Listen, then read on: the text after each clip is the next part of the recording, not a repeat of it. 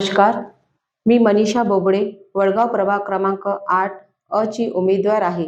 मी 10 वर्षापासून वडगाव प्रभाग व चंद्रपूरच्या जनतेसाठी संघर्ष करीत आहे.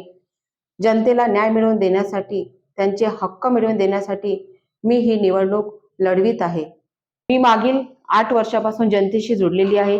चंद्रपूरकरिता पप्पूभाऊंनी आजपर्यंत जेवढे आंदोलन केले त्यात माझा सक्रिय सहभाग असून आजवर कितीतरी आमच्यावर गुन्हे दाखल झालेले आहे. कोरोना काळात एका घरी एकच मोबाईल असल्यामुळे वडगाव वार्डात मौला स्कूल सगळे नियम पाळून सुरू केले. तसेच वॅक्सिनेशनचे काम सुद्धा प्रत्येक घरी जाऊन केले.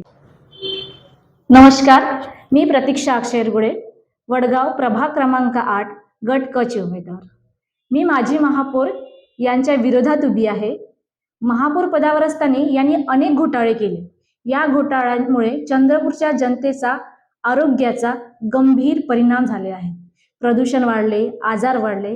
यामुळे यांची जागा जेलमध्ये असायला हवी. ही जनतेची लढाई आहे, चंद्रपूरची लढाई आहे.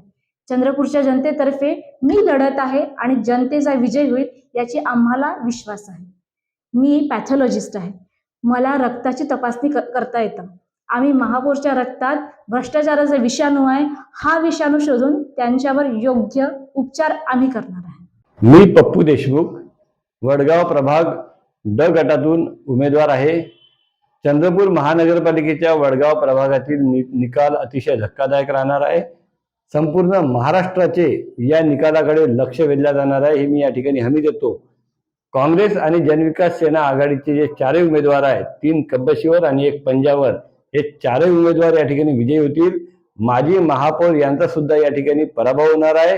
कारण आम्ही आजपर्यंत घोटाळ्यांच्या विरोधात, भ्रष्टाचाराच्या विरोधात जी रस्त्यावरची लढाई लढली, प्रधान सचिव, नगरविकास मंत्र्यांकडे आम्ही तक्रारी दिल्या. आमच्यामुळे अनेक कामं रद्द झाली, पण अधिकाऱ्यांवर कारवाई झाली नाही. त्यांचा बचाव झाला. पदाधिकारी असतील, महापौर, उपमहापौर, स्थायी समिती अध्यक्ष यांचाही प्रशासनाने, शासनाने बचाव केला. आता आम्ही सत्तेत आलो की पहिले या सगळ्या प्रकरणाची पोलिसांकडे तक्रार करून घोटाळेबाजांना जेलमध्ये पाठवू. पहिल्या 3 महिन्यामध्ये ज्या 20 वर्षापासूनच्या समस्या आहे, पार्किंगची समस्या, खड्ड्यांची समस्या, धुळीची समस्या, पहिल्या 3 महिन्यात 100 दिवसामध्ये उपाययोजना काढू आणि चंद्रपूरच्या जनतेला त्यांचे नागरी हक्क मिळवून देऊ, अशी हमी आम्ही या ठिकाणी या माध्यमातून देत आहोत. नमस्कार, मी अजय निकंठराव बलकी, भारतीय राष्ट्रीय काँग्रेस व जनविकास सेना यांच्या आघाडीचे ब गटातले उमेदवार म्हणून मी निवडणुकीला समोर जात आहे.